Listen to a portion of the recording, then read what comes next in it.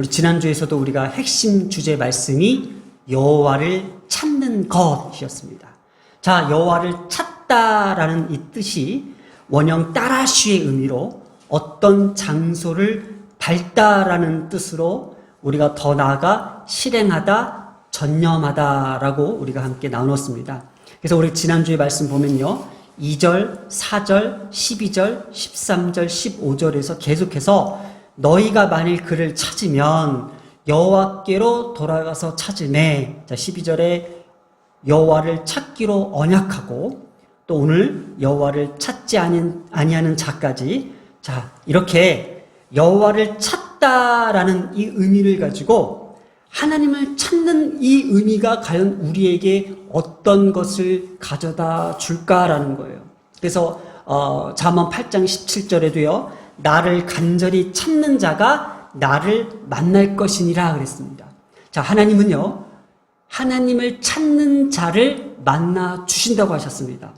자, 그래서 이 찾다라는 뜻이 밟다라는 뜻이 갖고 있다고 그랬죠. 내가 밟고 있는 그곳이 바로 하나님의 계신 곳이라고 합니다. 그리고 그곳에서 하나님을 찾을 때에 하나님께서 만나 주신다라는 겁니다. 제가 이 본문을 가지고 이렇게 기도했습니다. 우리의 자녀들이 밟고 있는 그곳이 바로 하나님이 계신 곳이기에 하나님을 찾는 자들로 세워주시옵소서. 자, 우리가 어디를 가는지에 대해서 궁금한 게 아니에요. 그냥 우리가 밟고 있는 그곳, 우리가 갈 그곳이, 우리가 그 땅을 밟는 그곳이 하나님이 계신 곳이기에 하나님을 찾습니다. 하나님을 찾게 하여 주시옵소서. 또 하나님 그들을 만나 주시옵소서라고 우리가 지난주에 우리 간절히 기도했습니다. 또 지난주에 핵심 말씀이었던 7절을 우리가 다시 한번 생각해 봅니다. 그런즉 너희는 강하게 하라 그랬습니다. 강하랍니다. 너희 손이 약하지 않게 하라 그랬습니다. 바로 이것이 너희 행위에는 상급이 있다고 말씀해 주셨습니다. 그래서 8절 계속해서요. 마음을 강하게 했어야만 했던 그 아사왕의 그 상황을 그대로 이야기합니다. 자, 아사가 이발 곧 선지자 오뎃의 예언을 들었습니다. 그리고 마음을 강하게 하여 가증한 물건들을 유다와 베냐민 온 땅에서 없앴다고 합니다. 또 에브라임 산지에서 빼앗은 성읍들에서도 없애고 또 여호와의 낭실 앞에 있는 여호와의 제단을 재건하고. 자, 이렇게 없애고 이 재건해야 될 그 이유는요. 마음이 강하지 아니하면은 절대로 없앨 수 없었습니다. 바로 태우였던 마아가 세웠던 그 우상들을 오늘 이렇게 얘기합니다. 가증한 목상을 만들었던 것, 그리고 태우의 자리를 폐하고 우상을 찍고 빻아 기드온 시냇가에 완전히 불살랐다고 합니다. 이 아사왕이 종교개혁 그 이후에 계속된 이 문제는 바로 산단과의 전쟁이었습니다. 이 우상과의 전쟁이었습니다. 이 아사왕이 통치하면서 이 종교개혁은요, 지난 1차 종교개혁 이후에 오늘 드디어 2차 종교개혁이 일어나는 이 시점에서 오늘 우리에게 이 2차 종교개혁은 과연 어떠한 의미를 우리에게 주는지에 대해서 다시 한번 되새겨 주고 있습니다. 자, 강하게 하는 것은요, 마음을 단단히 먹고 굳은 결심으로 그 어떤 것과도 타협하지 않는 단호한 신앙의 자세라는 겁니다. 이 없애라는 것도요, 너희 손이 약하지 않게 하라. 바로 뭐예요? 실행하라. 반드시 그 실행에 옮겨라라는 뜻으로 태우인 마아가를 폐하고 그의 우상을 찢고 부수고 불살라 버릴 수 있는 그 실행, 바로 너 손이 약하지 않게 하라. 바로 우리에게는요, 신앙의 결단이 필요합니다. 그냥 입술로, 마음으로써 그렇게 해야지. 하나님 잘 믿어야지. 교회 열심히 다녀야지. 하나님을 찾고 또 찾는 일에 열심을 다해야지. 그러나 여기 중요한 포인트가 있어요. 없애야 됩니다.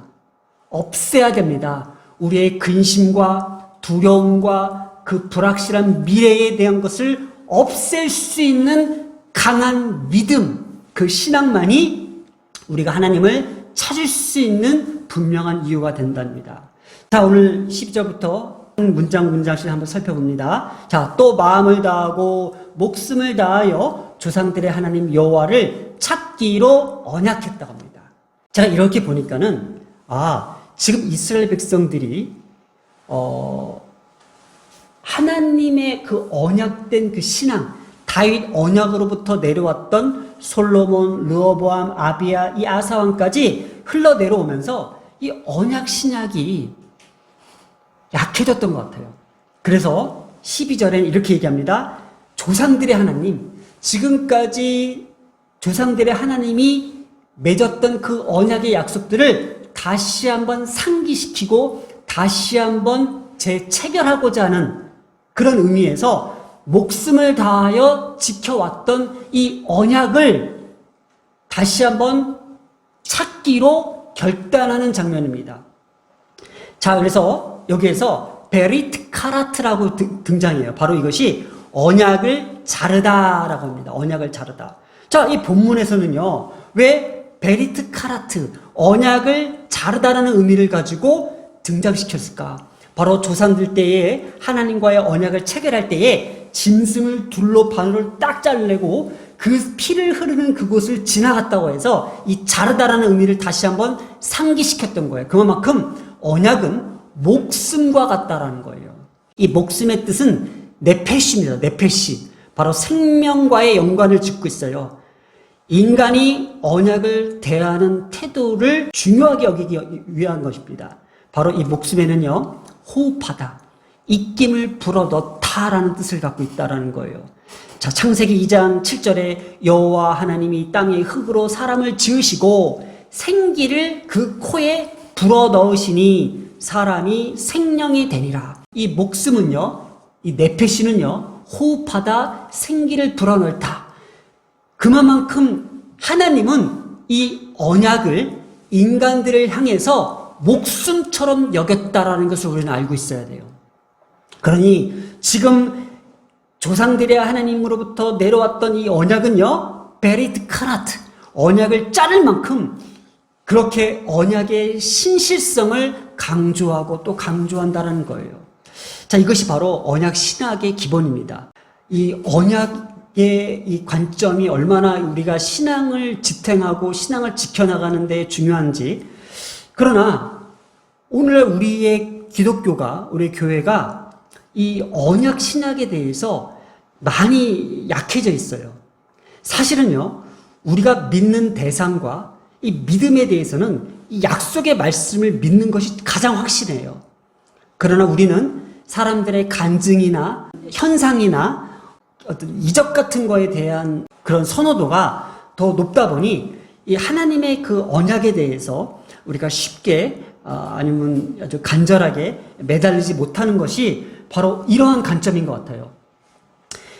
이렇게 목숨, 네페시와 연관지었다는 것은 인간의 언약을 대하는 이 태도에 대해서 다시 한번 우리에게도 점검하게 만드는 거예요. 자, 언약이 어떤 것이라고요? 하나님은요, 인간을 향해서 체결됐던 이 언약은 목숨처럼 여기시는데 인간은 하나님께서 맺어준 이 언약을 과연 이 목숨처럼 베리트 카라트, 정말 이 자르면서까지도 우리에게 보셨던 이 엄청난 이 언약을 우리는 어떻게 받아들이고 있냐라는 것을 다시 한번 상기시키시고 있는 겁니다. 왜냐? 여기서 보면요, 하나님 여호와를 찾기로 언약하고라고 했잖아요. 그러니까 그 목숨처럼 여기는 그 언약을 찾는 자와 13절에는요, 하나님을 찾지 아니하는 자라고 나왔어요. 자, 13절에 하나님을 찾지 않는 자가 누굴까요? 바로 다른 신, 우상을 쫓는 자, 바로 그들을 향해서 얘기하는 거예요. 자, 오늘은요, 하나님의 언약을 찾는 기독교인과 하나님의 언약을 찾지 않는 자와의 그 비교가 반드시 일어나야 됩니다. 자, 오늘 바로 하나님을 찾지 않는 자에 대한 그 2차 종교 개혁이 지금 일어나고 있습니다. 그래서 16절부터 18절까지 아사의 2차 종교 개혁은요, 가장 대표적인 게 뭐였어요? 아사가 그의 조모 마아가가 태우의 위를 패한 사실입니다. 마아가 아버지 아비야의 모친이었습니다. 자, 아버지가 죽은 후에 유다 왕실의 태우의 주기를 계속 유지했던 이 마아가 아들 아비야가 3년밖에 유다를 통치하지 못했으니까는 손자 아사 왕이 오를 때까지 계속된 영향력을 끼쳤다라는 거예요. 그러면서 이 조모였던 마아가 태우가 영향력을 어떻게 끼쳤을까라고 했을 때에 바로 이 산당에다가 아세라의 가증한 목상을 만들었다고 합니다. 16절을 한번 볼까요? 아사 왕의 어머니 마아가가 아세라의 가증한 목상을 만들었으므로 아사가 그의 태우의 자리를 폐하고 그의 우상을 찢고 빻아 기드온 시냇가에 불살랐으니 이 마아가가 갖고 있었던 우상에 대한 영향력은 거의 우상의 어머니처럼 여겨졌지 않았나 할 정도의 그 수사법을 쓴 것 같기도 해요. 그 조모가 갖고 있던 이 우상의 영향력을 폐하는 것은 쉽지 않았을 겁니다. 이것은 엄청난 종교 개혁이자 마음을 강하게 했어야만 없앨 수 있었던 거예요. 그러니 바로 이 아사 왕은요, 예언을 듣고 마음을 강하게 하고 없앴다라는 것이 성경이 오늘 우리에게 가르쳐주는 핵심인 거예요. 자, 그런데 자, 여기가 중요해요. 그런데 그래요. 예언을 듣고 마음을 강하게 하고 그것을 없앤 건 사실이나 17절에 저는 너무나도 고민이 됐어요. 이걸 어떻게 해석을 해야 될까? 자, 볼까요? 17절에 산당은 이스라엘 중에서 제하지 아니하였으나 그만큼 지금 산당을 없애려고 발버둥 치면서 선지자 예언을 듣고 지금 아사 왕이 어머니 그 조모였던 태우의 자리까지 완전히 폐하고 지금 그렇게 어떻게 보면 이게 반란을 일으킬 수 있어요. 왜냐하면 어머니의 종교를 따랐던 백성들이 그 영향력 있지 않아 보이는 그 아사 왕의 말을 듣는 게 나아요? 아니면 어머니 태우를 지금 폐하고 지금 우리의 우상 그동안 믿었던 것들을 다 제거해 버렸는데 불살라 버렸는데 그 백성들한테 그 모든 반란을 어떻게 감당할 거예요? 지금 이거 쉬운 일이 아니란 말이에요. 그런데 14장 13절에 이미 1차 종교 때에 이방 제단과 산당을 없앴다고 합니다. 그러고 나서 세월이 한 10년 동안 흘렀어요. 정확하게 아사 왕이 개혁을 한 이후에 10년 동안 사방이 평안한지라 했습니다. 그리고 3년 후에 지금 다시 한번 종교개혁이 일어나는데 그러면 그 세월이 흐르는 그 과정 속에서 분명히 없앴던 산당이 왜 다시 나타났을까라는 거예요. 저는 여기에 포커스를 잡았어요. 한번 들어보시겠어요? 산당은요, 우상 숭배의 근원지입니다. 그런데 산당은 없애지 못했다라는 거에 대해서 전 이해가 갔어요. 오늘 이 말씀을 우리 기독교에 비춰보면은 100% 이해가 갈 것입니다. 뭘까요? 오늘 우리 기독교 안에 산당이 있습니다. 없다고 보이십니까? 아니면 있다고 믿으십니까? 어떤 산당이 있을까요? 자, 근심입니다. 우리 마음에는요, 근심의 방이 따로 있습니다. 그리고 또 하나님을 믿는 방도 따로 있습니다. 이 근심의 방은요, 없어지지 않습니다. 없애면 또 생기고 또 생기는 게 근심의 방입니다. 일어나지 않는 일들, 인생에 있어서 불확실한 일들이 항상 그것이 우리 마음속에 내재되어 있습니다. 그래서 그거를 우리는 기도 제목으로 날마다 기도합니다. 마치 근심의 방은요, 산당과 같아서요, 그것에 우리가 바라고 소원하는 것들을 우상처럼 모셔다 놓고 비나이다 하는 기독교의 그 기도 문화가 있습니다. 우리 기독교의 기도 문화가요, 일어나지 않는 일에 대한 불확실함 속에서 예언적인 것들, 마치 점치는 예언적인 것들, 그리고 어떤 기도를 해서 그것을 읽어내려 했던 그런 욕망들이 분명히 있습니다. 그러나 이것은 없앨 수가 없습니다. 자, 그래서 여기 보면은, 계속해서 보면은, 산당은 이스라엘 중에 제하지 아니하였으나 아사의 마음이 일평생 온전하였다라는 겁니다. 자, 걱정 안 하셔도 됩니다. 그래요. 우리 기독교 안에, 우리 마음속에 이 근심의 방은 없앨 수 없습니다. 불확실한 미래, 우리 자녀들의 문제, 그리고 어떤 우리가 먹고 사는 모든 문제들, 이것은 없앨 수 없습니다. 그런데 이상해요. 뒤 문구가 아사의 마음이 일평생 온전하였더라 할 때 이 온전하다가 샬렘입니다. 샬렘. 바로 히브리어로 이 샬렘은요, 불안과 동요가 전혀 없는 평화로운 상태입니다. 부족함 없는 충만한 상태가 샬렘입니다. 그러면 우리 마음속에 이 산당은 없어지지 않습니다. 근심과 걱정과 불안과 두려움과 이 실패와 좌절에 대한 이 걱정은 없어지지 않으나 불안과 동요가 전혀 없는 이 평화로운 상태를 유지할 수 있었다는 것은 바로 아사 왕은 하나님의 전으로 찾아갔다라는 거예요. 우리 이 본문을 다시 한번 이렇게 읽어봅니다. 자, 17절에는요. 이스라엘 중에 산당은 제거하지 못했죠. 그러나 아사의 마음이 일평생 온전하였다고 합니다. 18절을 한번 보세요. 18절을. 그러면 맨 끝에 하나님의 전에 드렸더니 라고 합니다. 하나님의 전에 드렸더니. 18절에 나오죠. 그럼 뭐예요? 우리가 한번 이렇게 상상해 볼게요. 우리 안에 미래에 대한 불확실함, 일어나지 않는 일에 대한 그 걱정과 근심들의 방은 있어요. 그러나 이 방으로 우리가 뛰쳐나와서 어디로? 하나님의 전으로 찾아가는 거예요. 그때에 아사의 마음이 일평생 온전했던 것은 그래, 산당은 우리가 제거할 수 없었어. 그러나 그 방에 우리가 안 들어가면 돼요. 하나님의 전으로 우리가 들어가면 되는 거잖아요. 그러면 일평생 그 마음이 불안과 동요되지 않는 평안한 상태에 머물러 있을 수 있다는 거예요.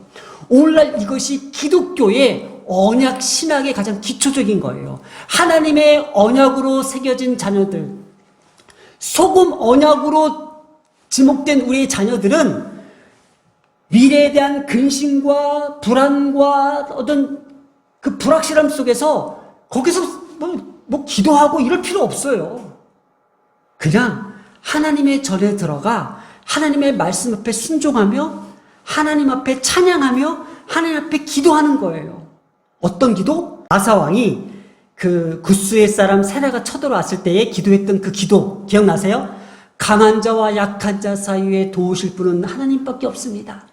내가 하나님을 의지합니다. 내가 하나님의 이름을 의탁합니다.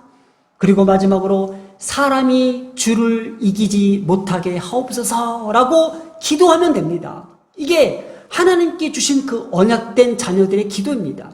그러니 우리는 굳이 근심의 방에 들어가서 하나님 이거 해주시옵소서, 하나님 앞에 지금 이 대학을 가야 되는데 하나님 이걸 합격해야 되는데 이런 기도가 필요 없는 거예요. 그냥 우리는 그냥 하나님의 전에 들어가서 하나님의 전을 찾아가서 하나님의 성전으로 하나님의 성전을 향해서 하나님 그렇습니다. 저는 약한 자입니다. 그 강한 자와 약한 자 사이에 도우실 분은 하나님밖에 없습니다. 그러니 내가 지금 이 시간 내가 지금 공부하고 내가 하는 이 모든 일들 하나님을 의지하니 하나님의 이름을 붙들고 있사오니 하나님 도와주세요.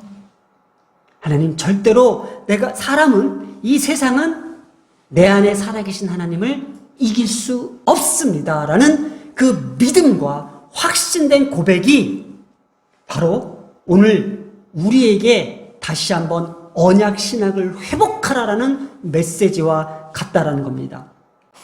오늘날 우리는요, 근심의 방을 만들어 놓고 그 마음을 붙잡고 의지하며 만든 우상들을 움켜잡고 있습니다. 이것은요, 마음이 연약한 인간의 속성을 이용한 종교적 행위에 조심하라는 뜻입니다. 그러니까는 우리 교회가요, 막 겁주잖아요. 교회가 아니라 이단들이 막 겁주잖아요. 이렇게 하면 큰일 나. 종말이 와. 그러니 어떻게 우리가 막 그런 분위기를 만들어냈어요. 근데 그거를 오늘날 교회도 똑같이 따라하는 거예요. 중요한 것은 언약신약입니다. 언약신약. 하나님의 약속입니다. 그래서 우리가 4월 달부터 지금까지 계속 이 언약, 소금 언약에 대해서, 그리고 개혁하라, 마음을 강하게 하라, 없애라, 그리고 오늘 온전하라까지 한번 이 말씀을 가지고 한번 이렇게 생각해 보겠습니다. 자, 오늘날 우리에게 신앙적 행위처럼 보이나 여호와의 신앙이 아닌 것이 무엇이라고 생각하십니까? 바로 그게 우리 마음속에 산당을 제거하지 못하는 그 이유가 여기 있습니다. 불확실함으로 인한 근심과 불안 때문에 우리는 계속 거기에서 우상을 붙잡듯이 지금 움켜부여잡고 있다는 거예요. 언약의 불확실성. 자, 그런데 아사의 마음이 일평생 온전하였더라? 과연 그게 가능할까? 바로 불안과 동요가 전혀 없는 그 평화로운 상태에서 소금 언약에 대한 확실한 믿음이 있었기 때문입니다. 오늘 우리에게 하나님을 찾으라고 합니다. 하나님을 찾으라고 합니다. 바로 하나님의 임재의 상징인 성전을 향하여 찾아가라는 것입니다. 그곳에, 내가 밟은 그곳에 하나님이 우리를 만나 주실 것입니다. 18절 한번 다시 읽겠습니다. 그가 또 그의 아버지가 구별한 물건과 자기가 구별한 물건 곧 은과 금과 그릇들을 하나님의 전에 드렸다고 합니다. 오늘의 메시지입니다. 아사의 마음이 일평생에 온전하였다고 합니다. 저는 이렇게 말하고 싶습니다. 우리 자녀들에게 평안해도 돼. 이렇게 행복해도 돼. 그리고 마음을 강하게 먹어. 너한테 절대로 불행한 일이 일어나지 않아. 너 잘못되지 않아. 너 못 먹고 못 살지 않아. 라고 얘기해주고 싶습니다. 그리고 근심의 방에서 하나님의 전으로 옮겨가. 찾아가. 저는 우리 자녀들 세대들에게 주는 이 메시지인 것 같습니다. 그냥 두려움을 주면서 뭐 기도 안 하면 큰일 나. 교회 안 다니면 큰일 나. 이렇게 겁박 주는 게 아니라 너 소고만에게 자녀잖아. 걱정하지 마. 하나님께서 일평생 너를 온전케 하실 거야. 그러나 그 근심의 방에서 나와. 좀 못해도 돼. 실패해도 돼. 떨어져도 돼. 네 인생에 아무런 문제 없어. 타격감 없어. 단 너가 소금 언약의 백성으로, 자녀로서 그것을 놓는 순간 넌 평생 산당을 떠나지 못할 거야. 산당에서 벗어나지 못할 거야. 네 마음속에 영원히 그 산당은 너를 계속 종교적으로 억압할 거야. 자, 기도하겠습니다. 소금 언약에 대한 확실한 믿음을 갖는 자녀가 되게 하여 주시옵소서. 그리고 철저한 회개를 통해서 우리의 신앙의 자세가 개혁의 바람이 일어나게 하여 주시옵소서. 사람은 절대 내 안에 계신 하나님을 이길 수 없습니다. 마음을 강하게 하십시오. 그리고 일어나지 않는 일에 대한 두려움을 없애고 근심의 방을 나오게 하여 주시옵소서. 하나님, 오늘도 이 말씀을 가지고 우리 자녀들이 그 믿음과 하나님에 대한 구원의 확신을 가지고 담대하게 이 세상을 살아가게 하여 주시옵소서. 이들을 이길 자는 없습니다. 이 모든 말씀 우리 주 예수님의 이름으로 기도드렸습니다. 아멘.